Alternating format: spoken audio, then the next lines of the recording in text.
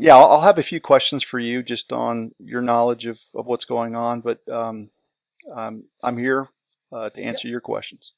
let's do it.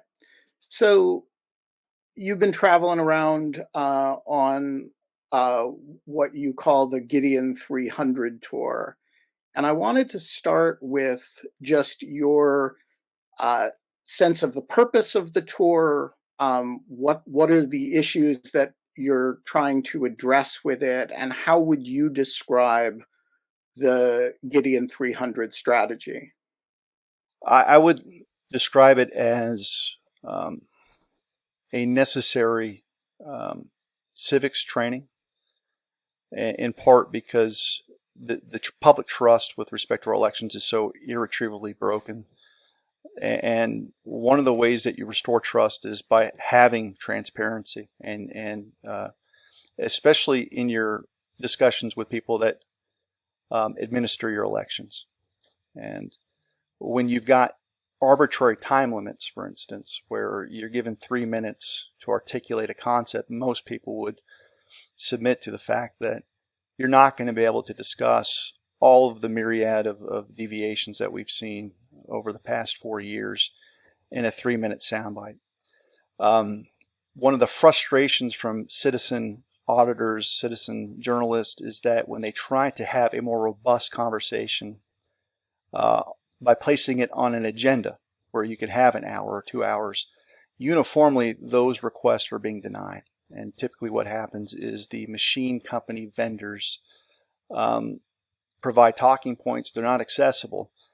And so the Gideon 300 strategy is basically a citizen attempt to have accountability, to make sure that people are confronted over maladministration, if they're confronted over things that are being found, and and so I see it as consistent with the First Amendment, where we're all lawfully able to assemble and declare our grievances, and so it's an extension of that. It's not like I had this idea, back in 2021, because I actually thought that we would have more traction with public officials. I actually thought they would just hear from experts that weren't subcontracting from Dominion or ES&S, people that had a different viewpoint.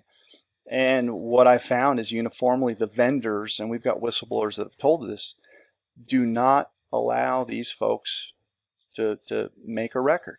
The election process is highly decentralized with checks and balances, with transmission of sensitive data being protected by the air gap. The amount of systemic fraud being suggested by Professor Clements runs contrary to the Department of Homeland Security's assertion that the 2020 election was the most secure in U.S. history. That whenever any form of government becomes destructive of these ends, it is the right of the people to alter or to abolish it, and to institute new government. And so when you're left with those circumstances, you have to push and cajole and figure out where kind of the bumper rails are. Because one of the biggest frustrations I have is when people categorize stuff that I'm promoting as unlawful. That's categorically untrue. There's no statutory provision on time limits at these local meetings. It's arbitrary, meaning the commissions can change them right then and there. And so by having 100 people or 200 people show up saying, we need more time, we want you to hear this, that's completely lawful. And in fact, if they don't show up, typically what happens is the commission says, look, we're not going to listen to you because there's so few of you. I've got constituents that aren't here. And based on the poor showing from the public, maybe it's just in your head. So I know that's a long-winded answer, but that's kind of my thinking. It's a very interesting answer. So you see the Gideon 300 strategy as fundamentally about objecting to the time limits for discussion, not about putting pressure on the election certification officials. Well, no, I'd say that it's a little bit of everything. But from a practical standpoint, your biggest inhibitor is time. And so if you don't solve the time limitation problem, how are you going to have the discussion? And I think the response really depends on whether you've got commissioners that will meet with you and will work with you. I've had many commissioners that don't agree with my assessment of our elections that meet with us, take the time, and that's very different than being ignored. And so the other question is one of whether or not something should be certified. I've never advocated that you should just arbitrarily call for the withholding of certification. It's always been based on evidence that we have found in a particular jurisdiction. Now, I use examples of stuff that I have firsthand knowledge of. I'm in New Mexico. We did audits in New Mexico. I'm familiar with the election code in New Mexico. But what you'll find are many of the election codes are drafted they're very similar. No matter which state you go to, you kind of have the same structure in many of the states. And so if I could just give you an example Sure. by sharing the screen. Let's see, I'm going to share this with you. Do you see this? Yep, sure do. Okay, so this is an example of a legal memorandum that I drafted for both Otero County and Torrance County. And we had a fully commissioned audit, meaning we had partnership with legal authorities to tell them about our findings. The granularity that we actually have in our recommendations to show you that this isn't willy-nilly is actually quite striking. So we actually talk about the relevant powers of the county commissioners based in law. And then any violation that we found, we actually have a citation to the relevant code. And we make recommendations. Now, this was 2 years ago, so no one's arguing in these recommendations, thou shalt throw out the election results. It's basically, can you confirm or deny with the Secretary of State these findings? One of the things that we looked at is that under New Mexico law, the voting system guidelines, which are typically voluntary, but if you codify them and you adopt them, they're not voluntary. You have to follow them. And so we found the EAC guidelines and found out that New Mexico is not up to date on the latest version of the voting system requirements. Now, the language of our statutes, NMSA 197.4b, calls for the remedy. It says that if you're not up to date, that system shall be decertified. So, I mean, this is one of 17 different violations, and this isn't exhaustive, but it shows you that we're very, very careful in what we highlight, what the legal authority is. And we bring this to the local sheriff, the local district attorney. So just to clarify, the Gideon 300 strategy is a way to force commission or certifying authorities to give you more time and take these complaints more seriously. Is that a fair summary? Well, it depends on what you mean by force. I mean, that's one of those loaded buzzwords. Yeah. Sorry, let me use a different word. A means of putting pressure on, a means of getting, generating attention on the part of the certifying authorities. So the reason why I have a hard time saying yes or no is that I have seen such severe editorialization where as soon as you use the word force, it conjures up in people's minds that, people are being held at gunpoint or something. And what I have to remind people is I've been doing this for 4 years. There's been no salacious videos or otherwise of the way that either we conduct ourselves or we ask people to conduct themselves. But peaceful, nonviolent civil disobedience. Is that? I wouldn't even call it civil disobedience. I mean, that's I think the rub is that when I show you a list of 17 legal violations from those that are administering the elections, they're in a state of lawlessness. And what happens is when we bring up the lawlessness during these public meetings, we get crucified on this arbitrary altar of civility that we don't like the way that you're talking to us. We don't like the fact that you pack the room. Now, notice, packing the room is not illegal. Right. Speaking candidly is not illegal.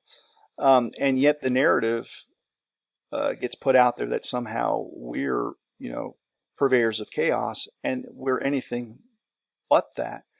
And the other thing is, we use, you talk about the term Gideon 300. I know it evokes a biblical story. And when you're trying to get people on board with anything, it's always helpful to convey, something that they can latch onto without having to expand upon for days and days and days. The whole point of Gideon was that he was outnumbered. He had a small number. And so when you feel like you're marginalized, when you feel like you don't have a voice, when you feel like going to these meetings is a complete waste of time, we remind people of this biblical story where it wasn't the numbers that mattered. It was just doing the right thing. And so whether people are Christian or not, they kind of get the sense of why we would use a biblical archetype in the way that we discuss these things. It's the same thing with Moses. I'm aware that people may not agree or believe that the Red Sea was parted, but that didn't stop the fact that one man decided to put himself at great peril to say, let my people go. And so it's the use of these things that it makes a lot of people unnerved. And just by bringing up the name Gideon or the story of Exodus, I'll get severe editorialization that we're leading up some Christian nationalist movement. And it's just unfair to categorize, people that have so many different walks of life, many that are atheists, secular, that care about the election system. I happen to be a Christian, and so of course I'm going to use and lean on stories that that make sense to me. But that's kind of the thought behind the Gideon 300 is, look, we don't have the majority. We don't have the megaphone of the legacy media. It's citizen-driven press and citizen-driven activism. All right, so I want to walk through the legality / civil disobedience / peaceful protesting aspects of this through the lens of the training that Anna attended in Hogansville, where there was a kind of simulated local election board meeting in which one of the public commenters attempts to, keep talking after her time has expired, and you encouraged attendees to sort of physically surround her to block law enforcement from removing her. And you assured them that this strategy was consistent with lawful, peaceful protest under the First Amendment. Um, and similarly, in the email that you wrote us last week, you said all trainings appeal to our nation's highest laws rooted in the First Amendment. Um, I'm curious about the legality. I say this as somebody who does a lot of protesting, and I interact with law enforcement in that capacity frequently. When you're urging somebody to physically block law enforcement from removing somebody, leaving aside the question of whether she should have more time to speak, how is that lawful? Well, first of all, there's no blocking of law enforcement. There's a positioning where they actually stand where they stand before someone approaches. So even the characterization isn't accurate. Usually, what happens is someone shows up by themselves, and these are citizens that go to these meetings every 2 weeks. Their voice is usually quavering.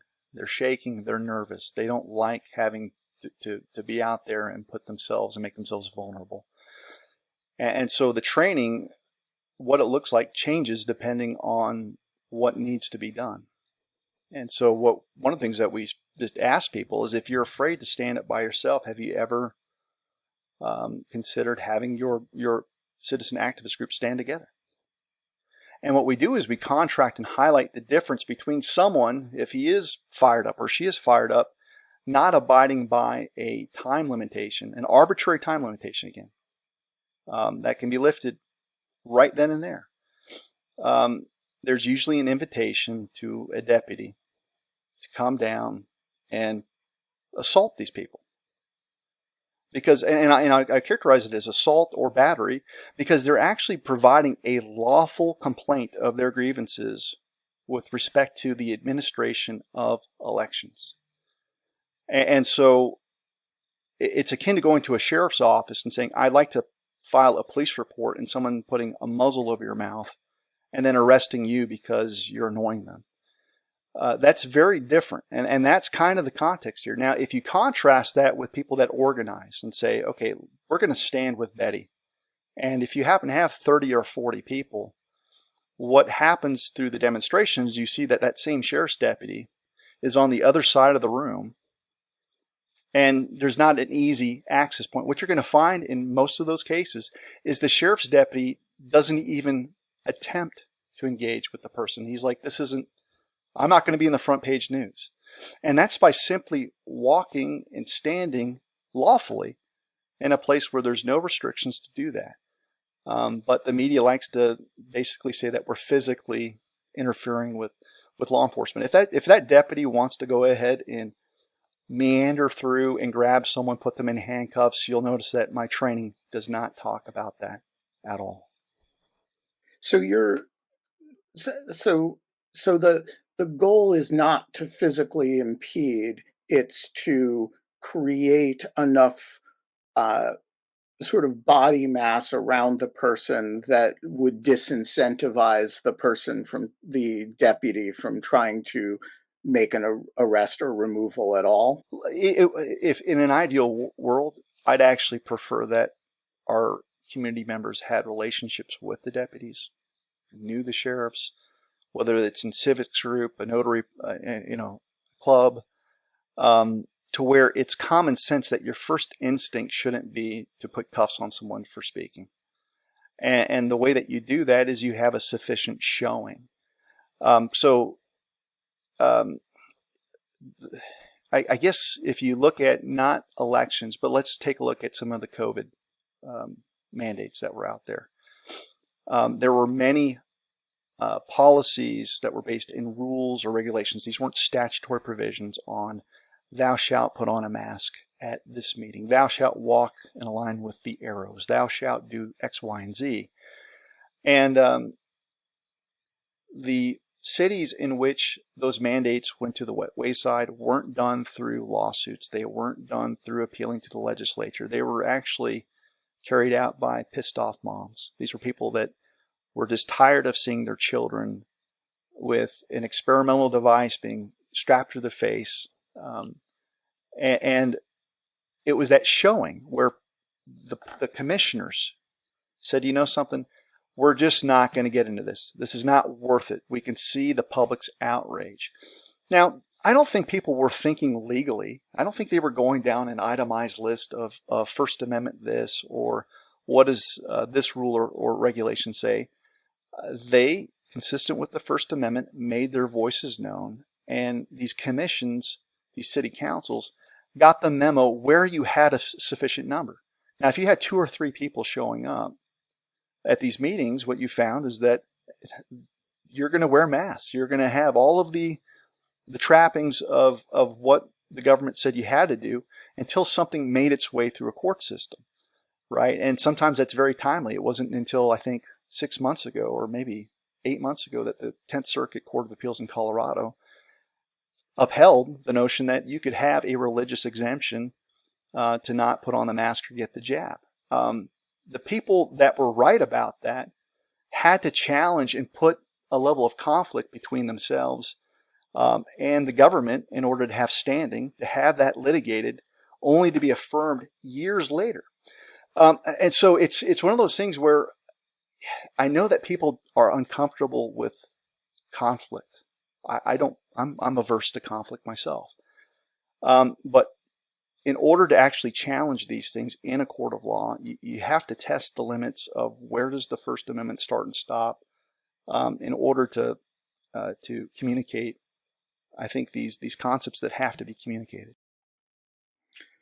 All right, so you accept then that at some point these tactics may result in arrest, right? I mean, you've said that people practicing the strategy have to be willing to get arrested.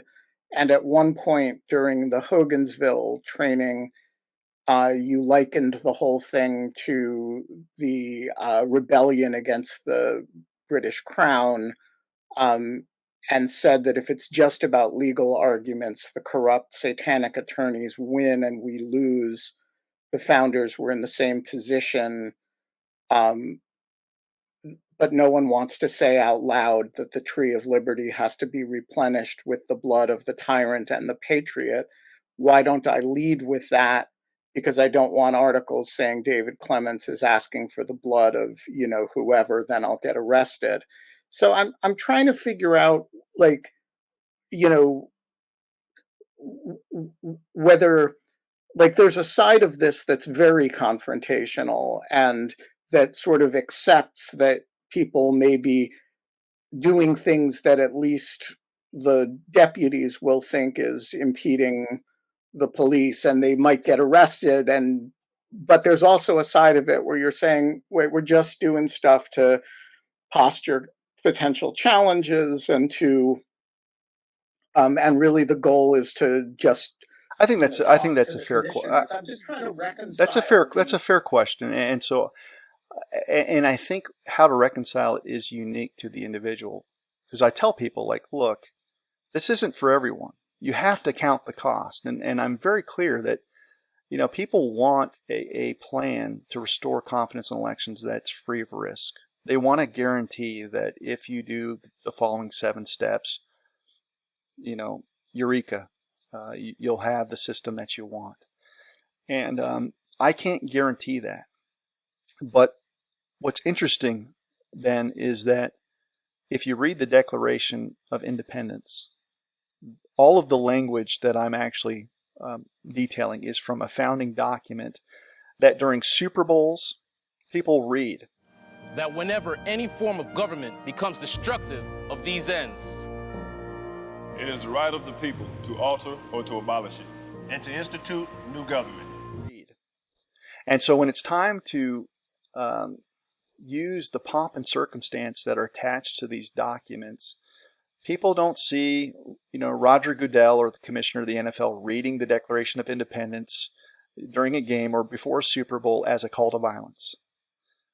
But when I use the actual words from the Declaration, written by people that we have put all over the halls of Congress and every memorial out there, then it's a call for violence.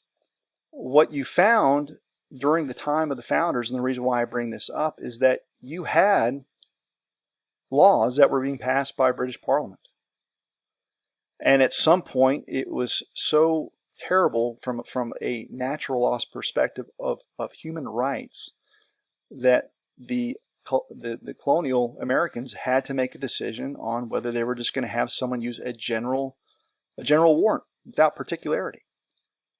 They had to make a stand, or having soldiers quartered in their homes, they had to make a stand. So the Bill of Rights, which every lawyer celebrates, was brought about through a conflict where someone's natural rights were violated and denied.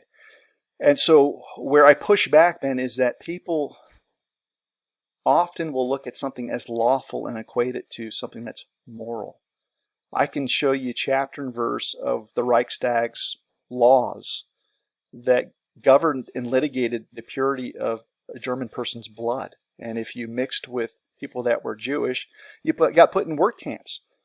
And so to illustrate the point, it's like, okay, here, I'm not saying that we're there, but when your natural rights are being subverted, and someone can point to something that was enacted that's completely lawful, but later the conquerors in World War II basically said, I don't care if you did everything by the book, Germany. This violated human rights. The code that they cited then wasn't even on the books yet. The Nuremberg Code didn't even exist. So the victors actually created the code, had a trial, and the natural law judged what we would call positive law, which is just simply the law that's created by your sovereign. And so I'm drawing the parallels that, just like the founder sent the olive branch petition to King George, he didn't care about the petition. And it wasn't until the American people stood up collectively that you had a new nation. So yeah, I understand the dichotomy, but you also had a bunch of founding fathers that were always seeking peace, always seeking a way of restraint. And the conflict between the American colonialist and Britain was years in the making. And so what I do is I peacefully exercise my ability to talk about things because I'm praying and hoping that words still work and that different avenues of advocacy haven't been thrown to the wayside. But I don't know what, that stick is that's going to break the camel's back. I don't know what would constitute the shot heard around the world where someone might take something that's otherwise peaceful and turn it into a kinetic situation. But what I can tell you is that based on all of my research, there's serious questions of legitimacy up and down the ballot from just following the black letter law. And so if we don't solve the election issue, it's only going to make the potential conflict that much more likely. And that's why whether you're Republican or a Democrat or anyone, I'm always talking about looking at the system infrastructure. I've disagreed with many Republicans on their talking points when it comes to the administration of elections. I disagree with some of the get out the vote strategies. In fact, our audit in New Mexico was in a Republican county where Trump won handedly. And we wanted to see whether or not the system had been breached and compromised. And it had been. And my biggest critics in Otero County weren't Democrats. They were Republicans saying, do you understand that this is going to piss off a bunch of people that don't need this noise? So it's in the midst of that kind of complexity that we're doing our best to maximize the contours of the First Amendment to peacefully assemble, to petition, and if someone is going to exercise force, what we're seeing it's actually done by the government. And so you're in a posture of basically being arrested. You'll notice that I say a consequence of this could be you could be arrested. It's not if they do this, sock them in the jaw. Right. Okay. So I think this is. You have a little bit of a concern here that, you're a former law professor and a lawyer, and you have a very coherent theory about the relationship between positive law, state law, and natural law, and I'm enough of a legal theory guy that I understand what you're saying, and I've spent a lot of time with this. But when you're standing in a crowd of people who are not trained in law, who don't write for a legal publication, and you tell them everything I'm telling you, and you're speaking as a law professor, everything that I'm telling you is consistent with your First Amendment rights. I wonder if you're telling them that, if they understand that what you're urging them to do is putting them at risk of arrest. Yeah, I think my answer to that would be that you'll notice that the writing of the First Amendment is part and parcel to the petition of grievances. And what I mean by that is that it's safe to say that unless you've been aggrieved by the government, there's no point to gather. Right? So it denotes a a time and place where the people are upset with governance. And so the right time to assert the First Amendment is when there is a need to declare those grievances. It's not the safest time to declare those grievances. And so I could say the same thing looking back at the civil rights movement in the 1960s, where you had African Americans fighting for equality of the vote. Look at their treatment. People would conjure up that these people were posing danger, that these people were creating chaos, yet they were locking arms, getting sprayed by water cannons to posture and bring awareness to people to treat them equally. And I see a very similar fight on our hands right now, where a clear majority of all Americans, if you look at the Rasmussen poll, have virtually no trust in the election system. And so it's untenable. And so you've got two different prevailing approaches. And I think both sides are talking past one another. You've got the press saying safe and secure. No matter what evidence we hear, we're going to say a judge said there's no fraud, safe and secure, safe and secure. And that you're left with thousands and thousands of people that filled out sworn affidavits of their own observations. I'm not even getting to the technical side, noting deviations that they were willing to risk the penalty of perjury. And they didn't have a dog in the fight. They weren't working for campaigns. They weren't working for Trump or Kamala or anyone else. And they spoke their truth. And so they're trying to get to a place where they can share what they saw, because you can't deny someone's own personal experience of what they saw. It's one of the dumbest things to do. And yet that's what's happening. And so what I see is you've got an entrenched swamp culture that is doing everything that it can do to protect those that have benefited from the system. And they're not interested in having a good faith discussion with the people that have been aggrieved. And the weapons of the swamp is legacy media. They've got the biggest megaphones, and the court systems. So it leaves very little for me by way of advocacy other than to pursue the court of public opinion through podcasts, through this discussion, through one-on-one meetings. And what you'll find is that these events, like the one in Hogansville or the one that I did in Long Island, notice the temperament of the people in the crowd. We open with a prayer.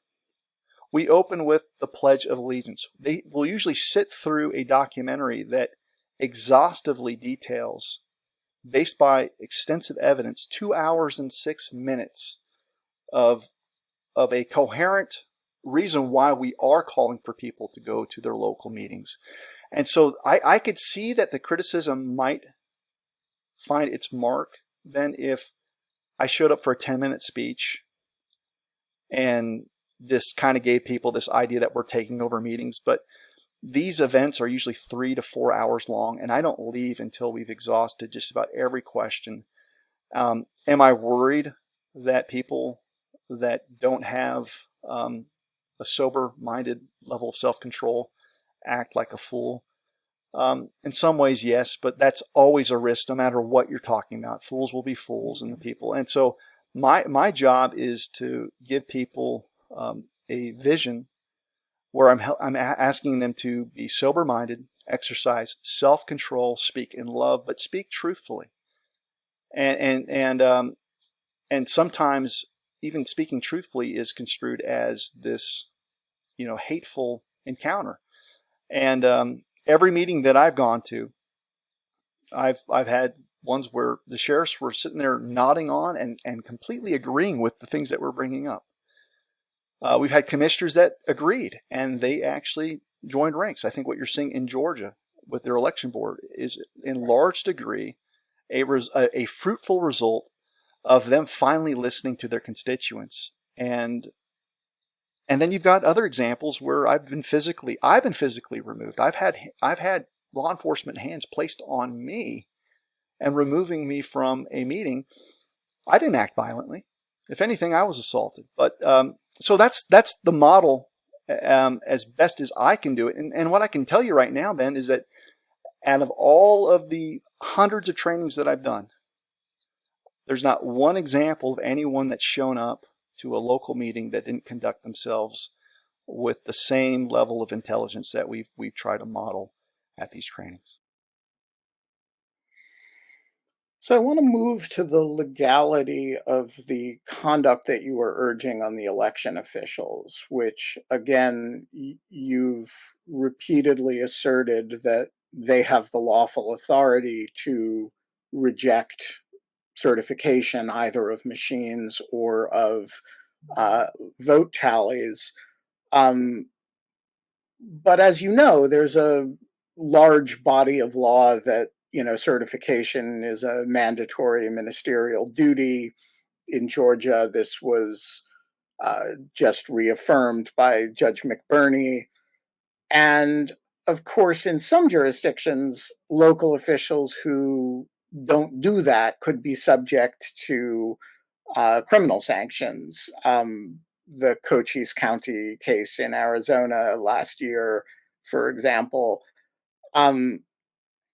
So you're clearly aware of all of this because you've commented on cases in your podcast episodes, on social media, and stuff like the Cochise County indictment. So again, I'm trying to figure out how to reconcile your insistence that this is lawful and that they have the lawful authority to do it with your plain awareness that they don't have the lawful lawful authority under current law to do it. Okay, so this is, I think, a need for a correction. So when you cite a well-known body of law, that doesn't exist. You'll find that a legislature actually codifying whether or not certification is a ministerial or discretionary function in virtually every state. There's no statutory framework to make that. What you've got are a lot of opinions, and they're just that, opinions from maybe a sympathetic AG that has worked in concert with the Secretary of State to declare that it's ministerial. That's not the law. Now, you've had some places in Georgia and Michigan in particular, and those are the ones that you're referring to, where judges are, extra legislatively declaring that it's a ministerial function. Some sessions, I think, might have codified it this past year, which was, I think, Michigan. So Jocelyn Benson. I could be wrong on that, but I'm pretty sure that they have finally, out of 50 states, codified that thou shalt do it. Well, here's the problem. You've got a legal conflict with saying that this is ministerial because it's a yes-no vote. So when a clerk comes in and gives the canvas, the report that needs to be certified, they actually call the vote on whether to certify that canvassing report as true and accurate. Okay, so right now you've got a conflict with what a Georgia judge is telling you, which is thou shalt certify this even if you find fraud. You have to certify this. And we're getting memos that we've seen through whistleblowers in South Dakota, many states, where the clerks are emphatically being told by the secretaries of state, absent a legislative framework, that they have to certify. So that is highly illegal based on my analysis. So when I look at New Mexico's election code, there are calls, because this is a trust. This is a trust between we the people and caretakers of the election code to safeguard our votes, that when you bring things to their attention, there's actually a duty to investigate. And you can fail in your duty through omission. So I could actually make the argument here then with a straight face that when I tell these people to bring instances of maladministration or a defective nature to these products and processes, and that they don't follow up on it, I can point to chapter and verse of a legal provision that they are expressly violating. And so what you're seeing is a conflict between a judge that's saying, you got to do this, and I've got 5 or 6 different codes that say the exact opposite. And this was what was litigated, or maybe not litigated, but discussed thoroughly in Georgia, because the election boards were sitting there going, wait a minute, how can I say that this is true and accurate when I'm getting all of this information that our elections aren't true and accurate? So is this what you were referring to when you tweeted about the McBurney decision? There's always a choice to do the right thing. Clerks and canvassing boards must not certify a fraudulent election, even under threat. Yes, and I think it's very similar to what, you know, there's a robust body of law with um, whistleblowers. You know, I think a perfect example would be Edward Snowden. He signed a security agreement that he wasn't supposed to release anything, but he also had the oath that he swore to uphold the Constitution, which would necessarily include the Fourth Amendment. And so you could say, on the one hand, he absolutely acted unlawfully because he breached his security agreement. But you could also say that he appealed to the higher law, because if he didn't get this out to the public wouldn't have known that there was a wholesale trampling of their Fourth Amendment rights. And He's also under federal indictment and hiding out in Moscow. yeah, I mean, but look, is that what you're urging on county canvassing boards? no, what I'm highlighting is an example of something that can be construed as both unlawful and lawful at the same time. Now, I'm not Edward Snowden, but I can tell you this: if he didn't disclose what he did, you would have had an entire group of lawyers assuming that the Fourth Amendment was more or less being abided by through the FISA courts. And we know that's not the case. You've got appellate courts that come out and said, no, there's been a massive violation of the Fourth Amendment. And where this hit me in a very, very specific way is when I was a prosecutor on the border. It was through the Snowden revelations that I learned of this program called PRISM. And PRISM was being used by special operations divisions, including the DEA, to use an algorithm to find hits for people that were drug trafficking. And they would get intel to show up at a certain place and look in a certain location, and more times than not, the hit was successful. Well, they were trained to engage in parallel reconstruction, which was to make sure that their reports were purged of the tool known as PRISM, and getting these I guess hints at where to go from other law enforcement. Now, you could say, great, we're getting the bad guys, we're getting drugs off the street. As a prosecutor, I can tell you right now, I probably put someone behind bars who didn't get to confront their accuser, did not have access to Brady, and all these other things. And so it's not as easy as just saying, this text says X, Y, and Z. You have to look at the totality of the circumstances of where we're at. And at the end of the day, my legal interpretation is anytime that you've got a system that facilitates fraud, that fraud vitiates all. So when fraud enters the equation, I don't care what your code says. If fraud enters the equation, it changes the analysis. And the Supreme Court case that established that was the Throckmorton decision. It's Supreme Court case law. So what I'm interested in doing is talking with people about whether or not your election system process does in fact facilitate fraud, or if the machines in and of themselves are defective, because it raises all kinds of counter arguments to someone rubber stamping a certification. So from a standpoint of like the contracts that are negotiated to use the Dominion machines, most of those contracts are entered into at the county level. So if I have a clerk that's being told ministerially, you have no choice, you must certify that black box for use in your election, or else you're breaking the law. And we bring to her all of this credible information on whether or not that machine is defective. It invokes all kinds of arguments that can be made on whether there was a breach of contract, whether the taxpayer should have to pay for a defective system, X, Y, and Z. And so I just don't see this as a static conversation of this is a law. It's you know this as well. Like the law is about advocacy. It's about arguments, and you have to oftentimes take it from an initial stage all the way to the Supreme Court and back. And so that's the way that I would describe it. It's not that I don't think that it's not like I can't read the text that they're, or the case decision that they're citing, but it impacts all kinds of other industries from my reading the law when it comes to fraud or duress. So when someone says, you better do this, you better certify that, and you've got a body of law of tens of thousands of cases that say that duress deprives you of your free will and renders a contract unenforceable, what effect does a threat of arrest to overlook things that you've seen as fraudulent conduct? What impact does that have? And furthermore, isn't that worthy of a lawsuit where that person in Cochise County could have had a county attorney say, we respectfully disagree.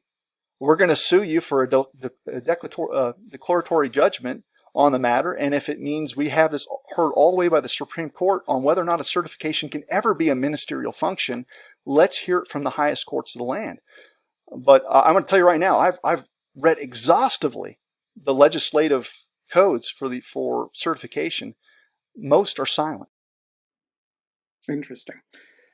I want to go back to this question of violence. So in this conversation and elsewhere, you describe yourself as a peaceful person. You've emphasized that you want you want to rely on and you believe in the ability to resolve questions by talking about them. You've also called for the deaths of people who you believe to be involved in election fraud, executives of Dominion, saying That's they not should true, be Ben. tried. You can't Is find a it quote. not true? Nope. And I would defy you to find a quote where I've said that. What I've said is I pointed out the penalty for treason.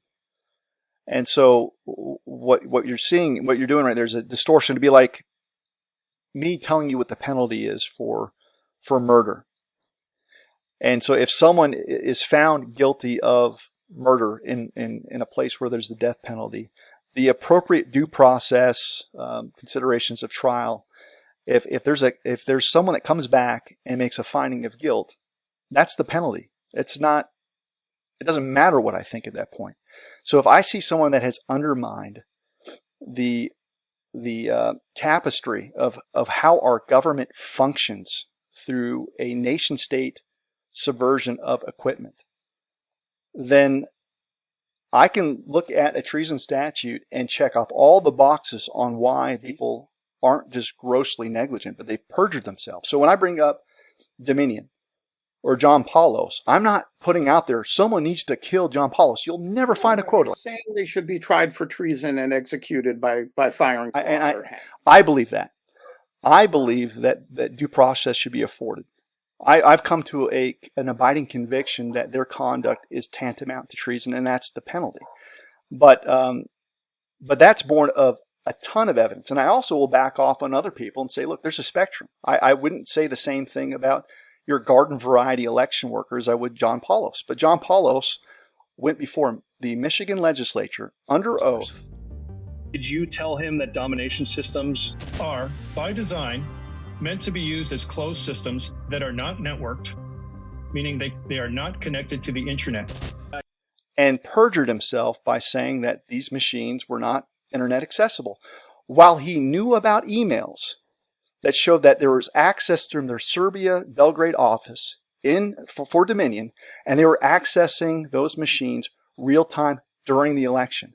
And that's so like when I hear that, and it also runs afoul of other requirements in the law, FISMA, which basically governs national critical infrastructure, which includes our elections. This guy lied and left us wide open. And it pisses me off, Ben, because here we are 4 years later having this discussion, and we wouldn't be having this discussion if Paulos was a truth teller, if he was someone that you could take to the bank, didn't lie to the American people. He has subverted the voice of the American people. He's subverted my voice. And in my legal opinion, if I were to bring this before a military tribunal or otherwise, I would make a closing argument that this person is deserving of whatever penalty is attendant to treason. And I make no apologies for that. Okay. You also, and you checked me on this earlier in the conversation. I said we'd return to it. I want to do so now.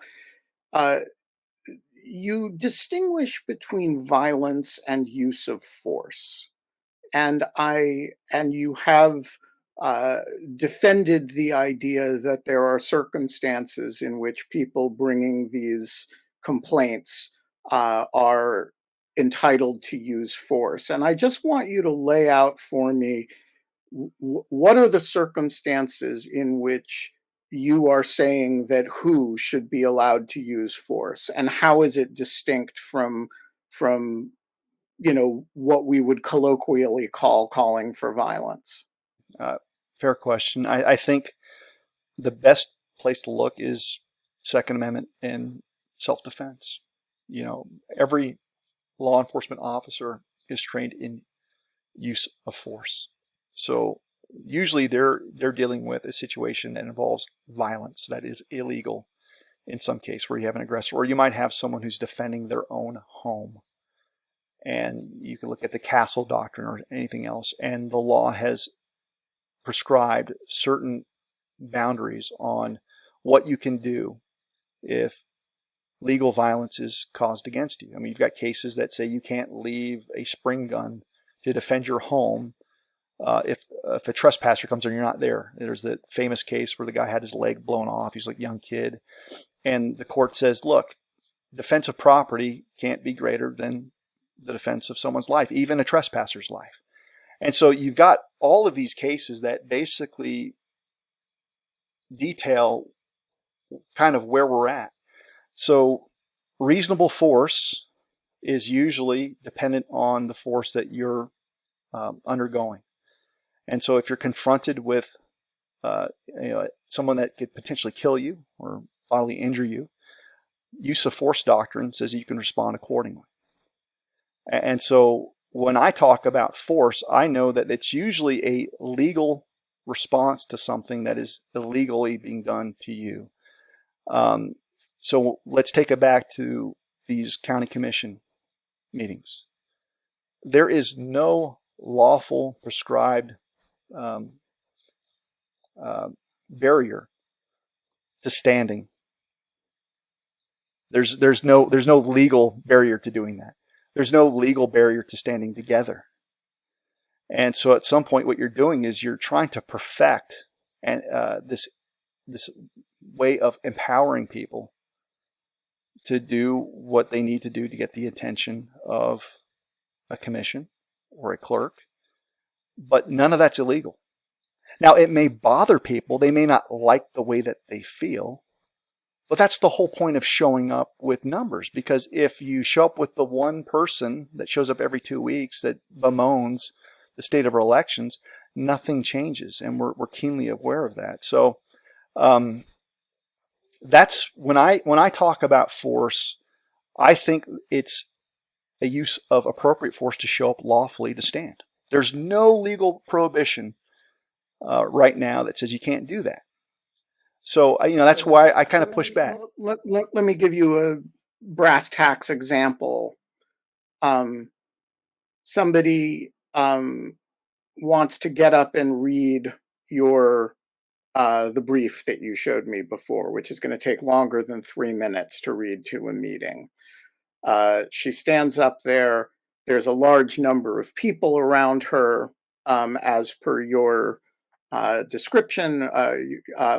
The time runs out, and at 3 minutes, the commissioner says, the gentlelady's time has expired. And at 3.5 minutes, he says, stand down. And at 4 minutes, he says the sheriff's deputy will escort her out.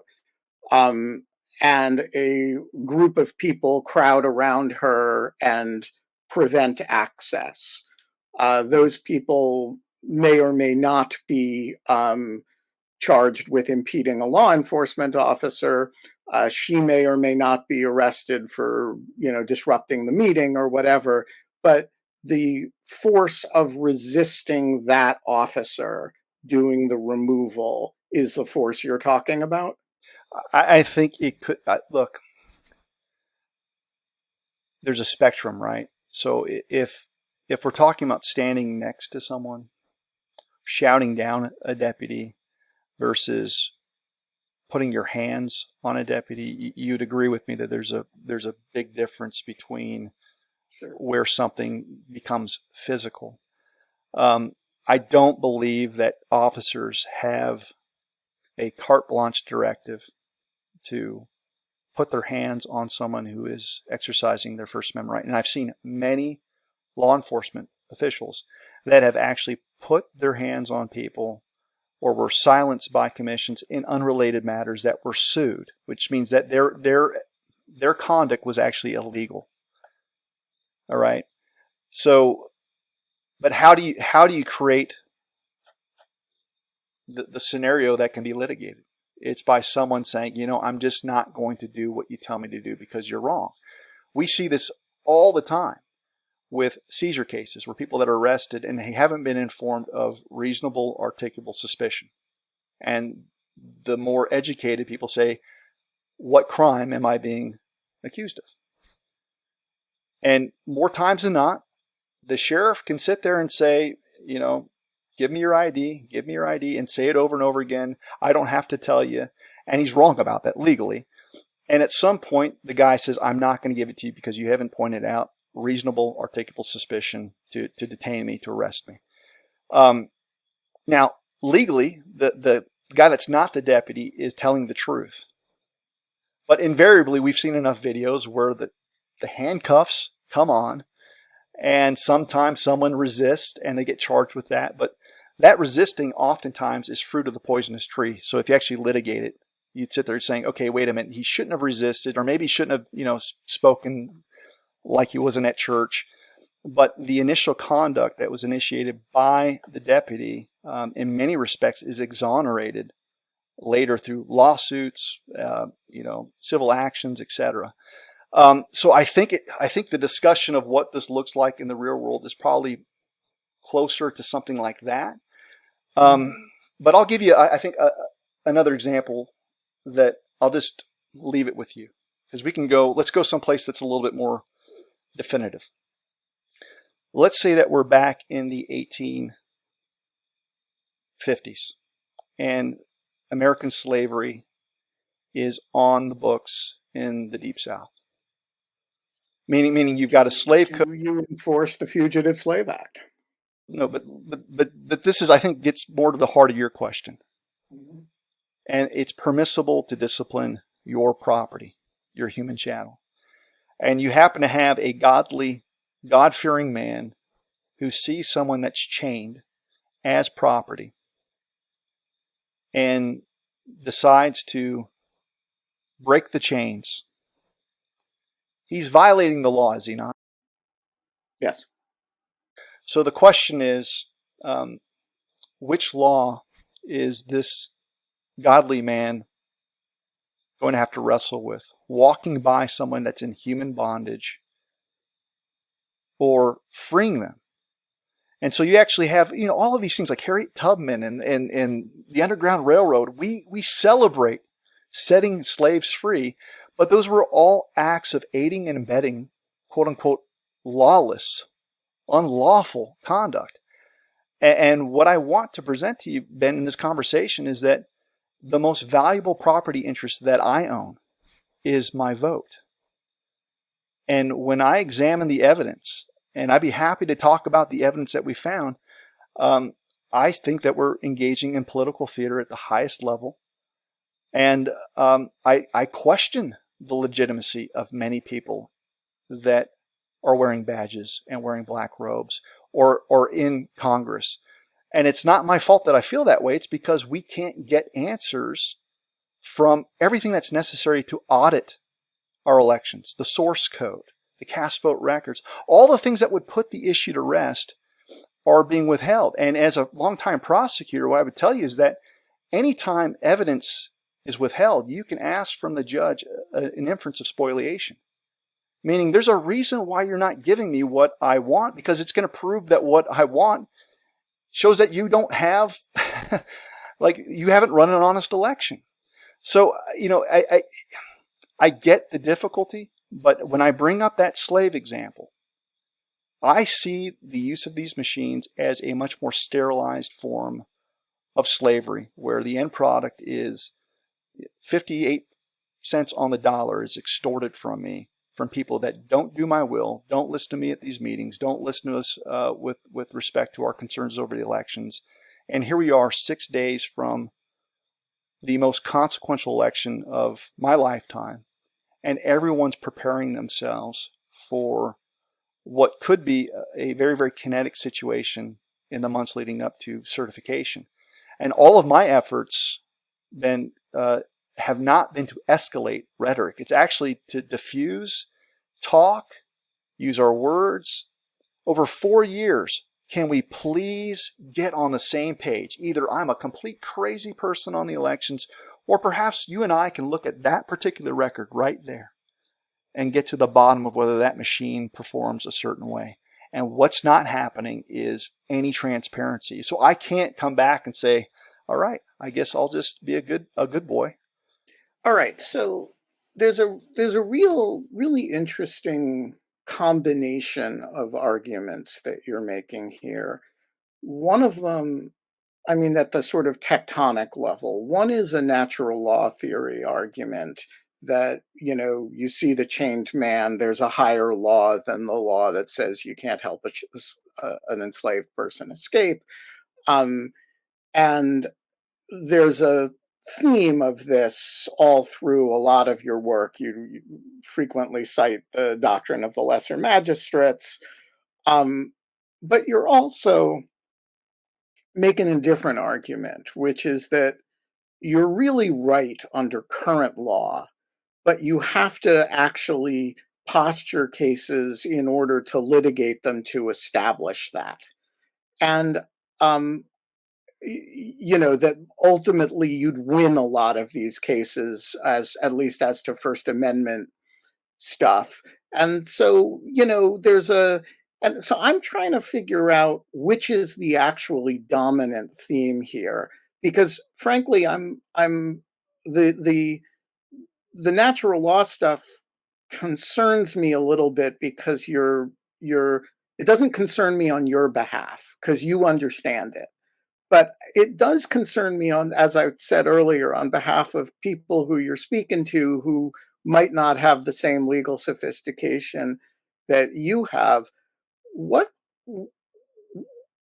in the event that there is nastiness around certification and a bunch of people get arrested, are you confident that they are adequately informed about the degree to which you're relying on a sort of natural law override, or is there a possibility that a whole lot of people are going to do things they're going to get arrested for, and they're going to be like, "But David Clements told me this was legal"?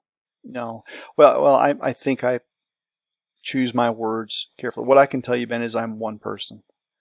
And as a citizen of this country, I have the right to give my viewpoints, express my concerns, and I've risked much to share what I've learned about these elections, about the J6 prisoners, many unpopular discussions, because I think the truth dictates that I advocate for them. And so obviously there's always a responsibility to tell the truth. And the things that I wrestle with aren't what you're talking about. What I wrestle with is I just hope that whatever I've investigated, I thoroughly understand the issues well enough that I'm not giving people untruthful information.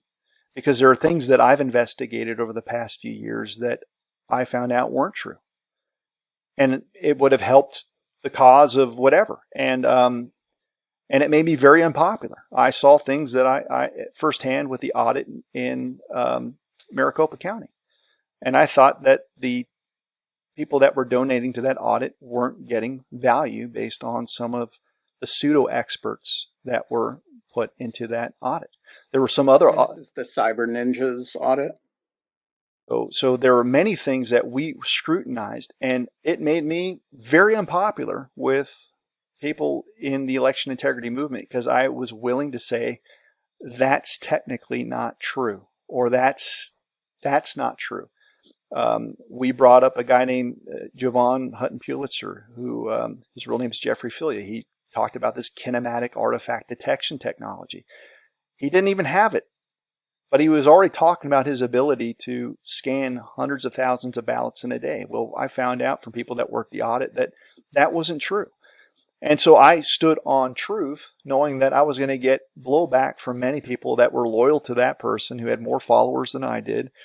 There was discussions over fight back and donations that were raised for Kyle Rittenhouse through Lynn Wood. I ended up looking at the books as someone who knew Lynn and said there's something truthful to what Kyle Rittenhouse is bringing up, and had Lynn Wood, to 1 million followers, say the most disgusting things about me. And so, like, I don't really care about the noise. What I care about is what is the truth, and can we anchor ourselves in that? And so your fears, while they might be well-founded, I think this is very much akin to the time of the founders. I really believe that, where you would strike me as someone that might have been more sympathetic to the crown. It's like, look, I'm a British subject. The law's the law. The king said you can't do what you're doing. And when push comes to shove, I'm going to be on the side of the king, right? And but fast forward to 2024, we've got this constitutional republic that has basically diluted all of the guarantees that I came to believe about our country. And now it's not about throwing off the shackles of a king. It's by revisiting the very documents that were drafted by Madison and Jefferson.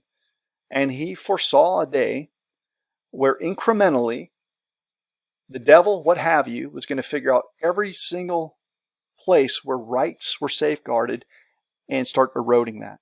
And it happened day one with the Alien and Sedition Acts. I mean, John Adams, right out the gate, as soon as we had this great republic, started acting very, very similarly to the king as far as criticism.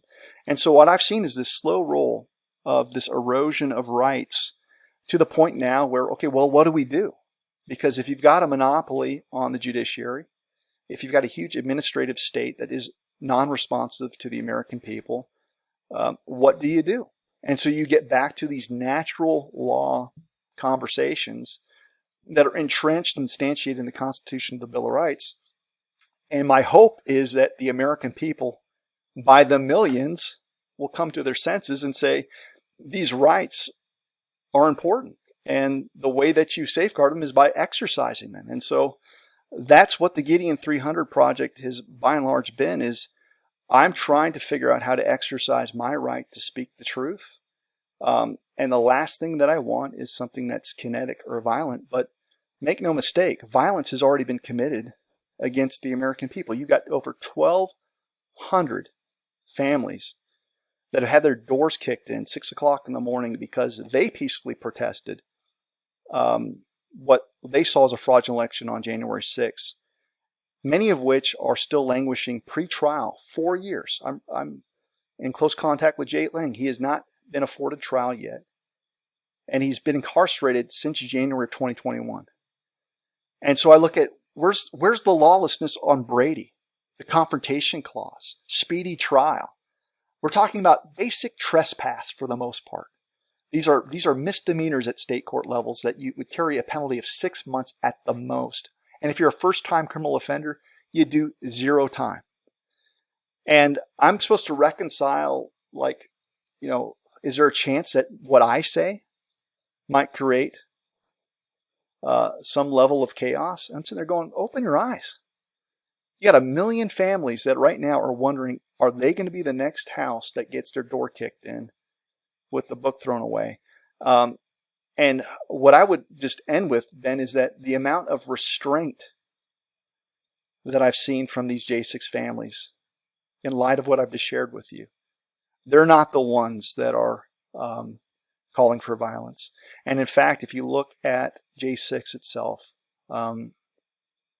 you've got so many agitators that I firmly believe were unindicted fed co-conspirators. In fact, the Inspector General still refuses to release a report on how many hundreds of embedded FBI agents were there. And it's my belief that the most egregious stuff that you saw on surveillance camera, you'll notice that none of those people have actually been brought before a judge. It's always the unwitting patriot that was standing right next to them. And that needs to be ferreted out. So I'm much more heartbroken over what the government has done to American citizens and what they continue to do than my concern of having the audacity to train people to show up to a public meeting and point out a defective process and a defective system. So how many of these trainings have you done in how many states and counties? I've lost count because the trainings kind of take on a different emphasis as the years pass by. So the first meetings were typically education or me learning the system or But I mean, just within the Gideon 300 tour. Well, I've been calling for a discussion on certification, on whether certification should be issued since October of 2021. And so I've always intuitively understood that your election system, if it can't be safeguarded at the county and precinct level by people that you put on a ballot, your clerk, then that's where the real power is. And that's why I focus everyone's attention on the people that you can look in the eye that are stamping a canvassing report saying, you got nothing to worry about. This election is beyond reproach. Or the clerk that stamps and certifies that tabulator for use, that they understand the system so well that they can take it to the bank that there's nothing wrong with the machine. And I've been maintaining that's the conversation that we the people need to have for over 3 years now. So in your film, the documentary, it's about the issue as you described. It's also about you, and it takes you kind of from your law professor days to your, I'm not sure if whether to call it radicalization or politicization or energizing, but it's a heck of a career change. So what can you tell me about the circumstances of your departure from New Mexico State, and how do you make a living now? The circumstances are difficult, Ben, because I love my job. And prior to 2020, you would have had no clue my political affiliation. And so I think actually most faculty assumed, because of just the way that I look, that I was probably more liberal in my. Yeah, you don't look the part. No, and I knew that going in. So what I could tell you is the old life was I was a prosecutor longer than I was a professor. I mean, for about a decade, I was a prosecutor, and quickly rose ranks and was the 2016 Prosecutor of the Year in the 12th Judicial District. I've got 8 first-degree murder convictions under my belt. Oversaw 6 law enforcement agencies. So I've there was a time where, especially in criminal justice, that I was on a short list of people that you could count on to go after really evil people, murderers and rapists, and I was well respected. And then even as a university professor for about 3 years, 2 out of the 3 years that I taught, I was nominated for the most prestigious award that my college offered in the business college. And I won it the last year, one day before I was suspended and then later terminated. So yeah, it's a huge shock going in, but I could see the writing on the wall based on not the election stuff so much, but the COVID stuff. Because one of the courses that I taught was consumer protection law. And so day in and day out, I'm teaching students on how to hold the government accountable and what consumer initiatives you can partake in to be made whole. And I'm being told that I've got to put something in my syllabus that says, thou shalt get the jab, thou shalt put on a mask, while I'm also independently aware of Deceptive Practices Act in my state, which says it's a violation of federal law if I tell you that this thing will make you more safe when I know it doesn't. So the trajectory of my career basically changed over a 9-month period where I'm still employed at the university. And as all of the invective related to the elections gets louder and louder and louder, and the censorship regime becomes more apparent, that it was just a matter of time before I was going to be forced out the door, because I wasn't going to tell people or young ladies that they should put something in their body that wasn't even FDA approved at the time. I wasn't going to tell people to put on a mask when I knew it was garbage science then, and it's been confirmed now. And knowing the law as well as I did, I understood that in order to have standing, I'd have to basically put my money where my mouth was in contesting that if wisdom dictated that. So that was the real reason why I was put on the outs of the university. It had nothing to do with elections. It had everything to do with COVID. And as far as a living now, I was, after getting suspended, someone set up a fundraiser for me, and This is Mr. Altman. Mr. Altman, yep. And within 3 days, I had more money in the bank than I've ever had in my entire life, because even though I was an attorney, I was a state prosecutor. So we make nothing. I started off making $45,000 a year out of law school as a prosecutor, and but I didn't feel like that was my money. So I pledged right from the get-go that I would put it to use to advocate for the J6ers and to get to the bottom of what happened with 2020. And so it's allowed me to travel to 48 states and not charge a penny. I haven't charged a single fee for any legal representation, motions writing, anything I do behind the scenes, which is a lot. And so I advance the cost. All I try to do to make do is be reimbursed for a ticket or have someone sponsor a roof over my head. And the beauty of my lifestyle is that if you've seen the film, I live in the same no lot line, paid for house. I drive a junky 2002 Buick. I don't have overhead, and so I can maintain. The biggest impact for me is just the future of my children. I've got 3 small children.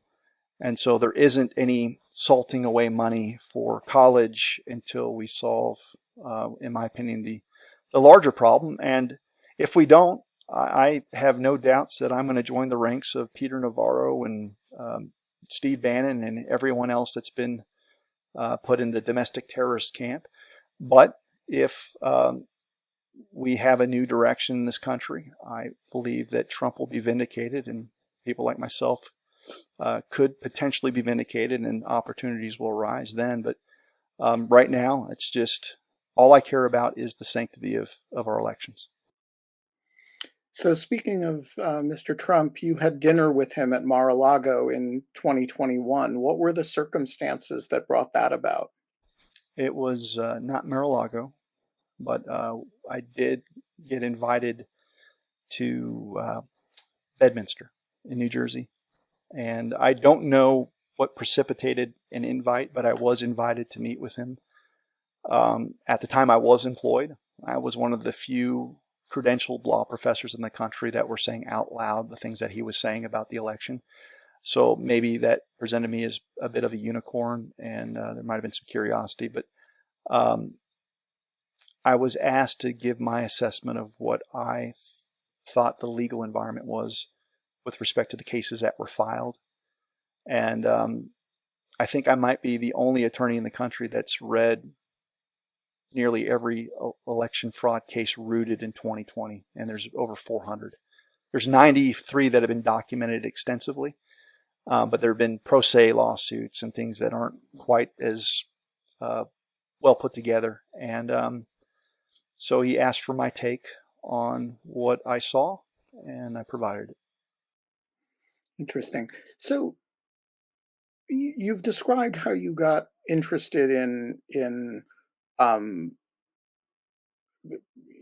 for you, it began with COVID, not with election systems.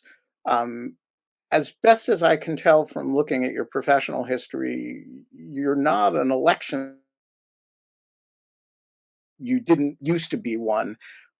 Like, how did you come to be, um, you know, confident of your legal judgment of the propriety of these systems, sufficiently expert in both election law and in election systems to to be as confident about the fraudulence of this as you are? I think every attorney out of law school is someone who would, if they're being honest with you, would say that they don't know anything. And most experienced attorneys would say it's about 5 years before you even feel like you're qualified to earn an income and give legal advice. Yeah, it's a generalist degree. Yeah, as a generalist.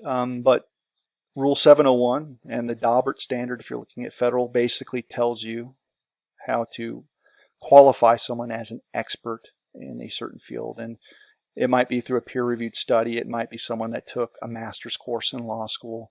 But typically it's acquired through experience. And so in 2021, I would not have told anyone that I'm an expert in elections systems, because that wasn't the case. But what I could maintain with confidence was I was an expert in evidence, because I've handled thousands of evidentiary hearings. I mean, there are days where you do 20 in a day. I've got over 160 felony jury trials on my belt. So I understand like what a healthy adversarial system looks like. And even though I was on the side of prosecutors and you'd have a defense attorney that was representing a murderer, I never begrudged them in getting a psychologist that was trying to diminish their mens rea, status so they could get away with, involuntary manslaughter versus murder. Like that was just part of it. You get to bring your experts. And so to me, it was just about, okay, what are the rules? And are people are people allowed to actually articulate and bring these matters to a court of law? And the first thing that I found when looking at the court logs was that this narrative that there's no evidence is just, it's bullshit. And you can tell by virtue of just looking at the court logs on what was set up for a merits hearing. And so if I could share my screen, I want to show this to you. Yeah, of course.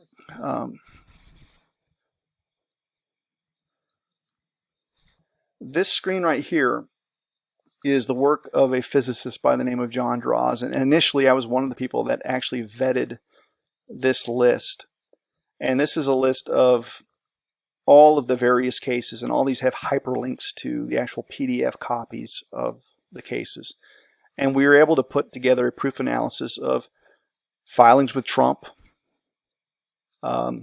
cases that actually were decided on the merits right here, and the number of cases where Trump actually prevailed in those cases that had merits hearings. So here you can see 4 out of 8 cases decided on the merits favored Trump. And then you have aligned plaintiffs. These aren't Trump, but the RNC, GOP. Same thing. An exhaustive analysis of holdings, what happened in these cases. And you come down to the bottom and you'll see these ground totals here where you've got 93 decisions of GOP, RNC, Trump. 32 were decided on the merits, and out of the 32, Trump prevailed, or the GOP prevailed in 24 out of the 32. So a 75% victory. So it's that kind of analysis that you look at and you're going, wait a minute. As a lawyer, I can speak to that. I may not be the guy that can talk about PID controls yet, but at some point I started interviewing people that had nation state level qualifications. So Jeff Lemberg would be one, 31 years, had QSCI national security clearances. He's the guy that would bring a satellite in to suborbit to make repairs. These are billion-dollar assets. And he's taken a look at these machines. And so when someone with that level of agency is willing to talk with you, you listen to them. Lisa Smith, another grid cybersecurity expert. looked at the emergence of PID controls, where we've got a controlled linear pattern of how votes are being cast. Again, this isn't your garden variety IT, major. These are people that have the highest security clearances on planet Earth, and I'm getting to learn from them. And then ultimately, I ended up overseeing and administering audits that brought their expertise into the audit. And so over a 4-year period, my wife and I have overseen audits in 8 counties, and I'm basically consulted with 24/7 on Canvas operations and things that we've seen, and the team that we work with. And I think at that point, it's given me a level of expertise, because 4 years, I don't care if you go to college and take nothing but election law, I've had to study and learn about the law and these systems. And so I think I can hold myself out confidently, maybe not in a sub-discipline, like I'm not a PhD computer guy, but as a curator and a generalist of all the different moving parts, I've got a pretty solid knowledge base on how the system works. And if there's something that needs greater granularity, what I do provide is access to the expert that does. And so much like an attorney does at trial, experts don't introduce themselves. Basically, the attorneys will have to go through qualifications, and after sufficient showing, they get to offer their opinion, and the jury gets to make a determination on whether or not they are qualified or worth listening to.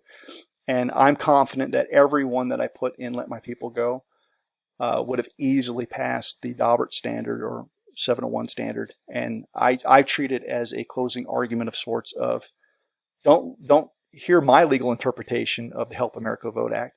Let's listen to the co-author of the Help America Vote Act, Harry Howery, and let him tell you whether or not there's been material compliance. And that's been my approach. So I want to go back to your own run for office back in 2014 in the Republican primary for Senate. My impression, just from the press coverage of it, was that you had an issue with the rival campaign manager who brought a defamation case against you in the wake of it. How would you? I mean, I'm not the details of the 2014 primary race in New Mexico are not particularly important to me, but I am interested in how you would characterize the experience of running for office, and to what extent that experience helped inform or shape your current advocacy with respect to elections. It's a relevant question. I would tell you that the campaign manager was a guy by the name of Diego Espinoza, and the circumstances of the lawsuit were really weird. My campaign would put out an email because we didn't have resources. I was a virtual unknown, and so you work with your campaign contacts. And there was one email in particular that we put out because we saw a fraudulent slate entered into during one of these pre-primary conventions, and it was chaos. It was Bernalillo County. A slate of people who didn't show up were entered in and displaced all kinds of other delegates, and that was a problem. And it favored the candidate I was running against. And so we put out an email detailing what we found at this pre-primary convention. Well, later in the day, my phone started blowing up, and people were saying, "Dave, why do you keep sending that email over and over again?" I'm like, "Well, what are you talking about?" And I checked with other people, and they're like, "Yeah, this is the 6th time I've received this email from you." And I would confirm with my own campaign team that, nope, we've only sent it one time. And so we did some forensic. At the time, I was a prosecutor, so I had some crude understanding of forensics and pixels and tracking hashes in emails, and we could find a unique identifier code that we could trace back to the campaign manager. And so what he did is he downloaded the email, but instead of it showing him forwarding it, it made it look like the email was going out from me personally. And so in this world of delegates, of a universe of about 700 people that determine where you're going to be on the ballot, it was estimated that email was forwarded thousands of times. And the response from people that were receiving it was, well, I'm just going to go ahead and either unsubscribe, or I'm not going to vote for this guy because he's harassing it. He's petty. This guy needs to get over what happened. And so it was ingenious. So we found it out and disclosed it. And that all came to light, I think, the weekend before the state convention. And keep in mind, I think the vote in the state convention, I got like close to 48 or 49% of the state convention vote. And I wasn't even supposed to get on the ballot. But for this massive spamming incident and the illegal slate that was placed in one of these larger counties, it was widely speculated or commented on that I actually was the winner of the primary, or at least the primary convention. I should have won it. At least that's it's what people said, and I believe it. Well, then they deployed Lawfare, and I was sued for defamation, and it was basically to bury me with resources. They didn't know that I was going to represent myself. And so I told the attorneys for Diego Espinoza that I'll take this to trial. Go ahead and have fun with discovery and get your pound of flesh now and tie me up in the courts. But come trial, you're mine. And about 3 days before the trial, they settled. And part of the settlement that I can share with you is that I can, till the day that I'm blue in the face, tell people that I was hacked by this person, which justified the truthful statements that I made. There's no prohibition on that. But by the time it was resolved, it was 2 years later. Politically, it was irrelevant. And just from a standpoint of tactics, I'd say it was actually a brilliant move. You just you deploy Lawfare in a way that, I didn't have the resources. Basically, I had to represent myself, and I did that. So that was the circumstances behind the lawsuit, and it was dismissed with prejudice. So I went on record immediately after the settlement, told everyone that I stand by everything I said, called the guy a hacker again, just so everyone knows that that it was a targeting of me with respect to that defamation case. And how did it shape your thinking about election stuff? I mean, it's a number of years before you ended up involved in the ballot stuff, and of course, it was a convention, not a election. But it does seem, at least thematically, in the same zone as stuff you've become interested in later. So Jeff Lemberg, the guy that I told you is a nation state vulnerability expert, he would even tell you that prior to 2020, he thought that more or less systems were fine. Yeah, there's some garden variety fraud. There's always been, union intimidation or, a cast ballot here and there. But the system, surely it's got the same critical infrastructure as like a credit card processing, place. And I probably felt the same way. What I will tell you is that on election night during the primary, we were all watching our watch party. And just so people know, 2014 is when we brought in Dominion. Dominion's first year in New Mexico. Didn't know who Dominion was. Didn't think it was relevant. Had no issues with the tabulators. But the first election night report that went up had me up by, I want to say, 14,000 votes over Alan Way, who's the guy I was running against. So report comes up, and everyone in the room is celebrating. Like, obviously, with that kind of report, it's going to be off to the races. Next report comes in, numbers are flipped. Okay, so now I make a call, or someone from my staff calls the Secretary of State's office. Hey, how do you account for having a lead in the thousands, if I correctly remember, to having it flipped? And they said, that's because we didn't count the mail-in ballots or the absentee ballots yet. And now that those are being added, your margin's not that great. Well, this presented questions at the time that I didn't ask because I'm sitting there going, okay, well, I guess that's just the way it is. But I didn't think deeply about the system like I do now, which is, why would in a primary, if you just take a random sample of Republicans, there would be such a huge disparity on how a Republican feels about me on election day versus how a Republican feels about me 2 weeks earlier during the early voting period. And so I've got theories now looking back at that race on what happened. But at the end of the day, it was so abstract for me. I more or less trusted the system, had questions, saw fraud, but it was definitely not on a nation state level. This was just bad actors doing things like hacking my campaign. And you just figure that, okay, maybe I just don't have the resources to ever make a run at higher office like that. And to be honest with you, I never thought about it again. But when 2020 emerged and we started seeing all of these anomalies, and I had already been through a defamation lawsuit, it was far less abstract being introduced to the system architecture. It's like, wait a minute, I remember this and this and this. And I think the biggest thing is I just wasn't scared of people filing a frivolous lawsuit because I'd been to the mat in that case, came out successful. And then I went on to litigate, a ton of high-level cases, and I've just always been very, very comfortable in a courtroom, and so that's the backstory there. Super interesting. So I got just 2 more questions, and then I'll let you go. You've been very generous with your time. I'm interested in how you describe yourself. I've heard you described as an election denier. I've heard you described as an election fraud agitator. Some people call you an election integrity activist. What do you think of those terms, and how do you describe yourself? I would say that I am a private person that sees the world through a Christian lens, primarily.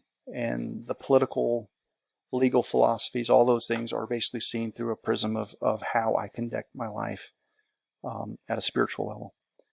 And so I care deeply about matters of conscience. I care deeply about being able to look in the mirror and say, all right, Lord, based on what I've seen today, am I going to live my life in a way that is subject to the fear of man or the fear of my maker? And that's how I've always approached things, at least since I've been an adult.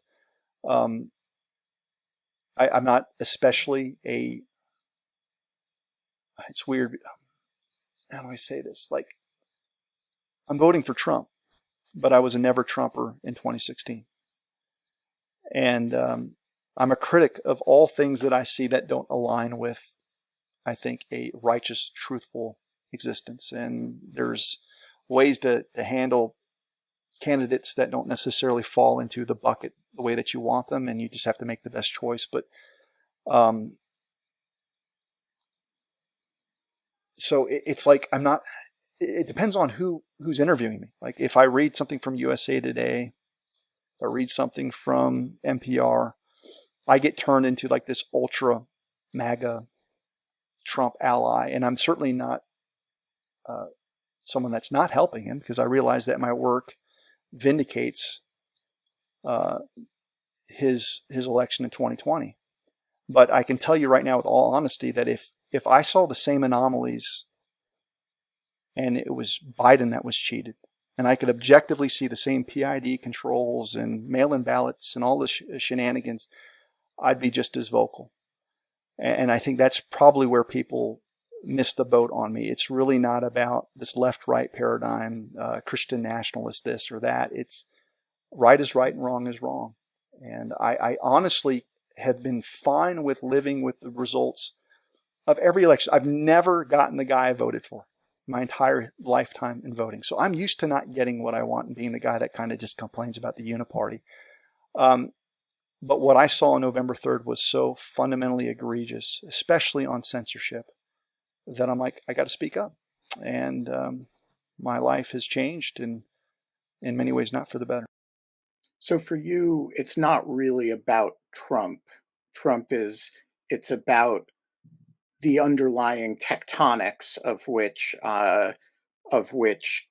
Trump's loss is an example. It's really about my children. The reason why I'm such like a Puritan when it comes to going back to paper ballots. I compare it to building a house, and any builder will tell you that if you don't get the concrete foundation right, you're going to be repairing plaster here, you're going to be repairing water coming through the roof over here. And I see a lot of the discussion with elections as us scrambling around trying to cover up the cracks. Yet the house is blowing in the wind because the foundation is built on, it's built on quicksand. And my tone right now with respect to Trump and all these people is I think he gives us the best chance of getting back to a system architecture that's more sound. And I'll tell you right now, if I feel like Trump gets in and we're left with the same rigged architecture that I've been fighting against for 4 years, you'll see my work reflect that, because it's not about him. This is about, I want my daughter, when she's old enough to vote, to be able to cast a vote that she believes in. And that's really the end of it for me. But I happen to truly believe that Trump was robbed of his legitimate race. And I'll give you one statistic that I think really nails this down. If I were to ask you whether or not you believe that Trump legitimately got 74 million votes, what would your answer be? Legitimately got 74 million votes, which is the number that he is got according to the tallies, right? Okay, so that was what was reported. And so by I have no question about the legitimacy of his 74 million votes. So then there's a question of, okay, Biden got 81 million votes, and many people look at that and they say, okay, I'm not sure about that. Regardless of it, if you actually look at the voter registration file, if you add 74 million with plus 81 million, you would have been looking at a 95% turnout of the registered voter in 2020. That's audacious on its face, because the historical turnout in every presidential election going back 50 years has been between 57 and 63% voter turnout. But a statistic was put out there looking at all eligible voters. So anyone that was over the age of 18, they were able to basically change the statistic into making us believe that the turnout was higher than the normal at 65%. But they actually injured the statistic by not providing precision that the registered voter, it's never happened before. And so when you just start with stuff like that, 95% voter turnout, it didn't happen. Now, are there votes that came in through mail-in ballots that were possibly fraudulently created, and that's where we get the number? Fine, but I mean, I would ask you to just investigate that alone and look at the methodology of how they came to their 60-some% voter turnout. It was deception at the highest level. And that's the kind of stuff that I have to combat.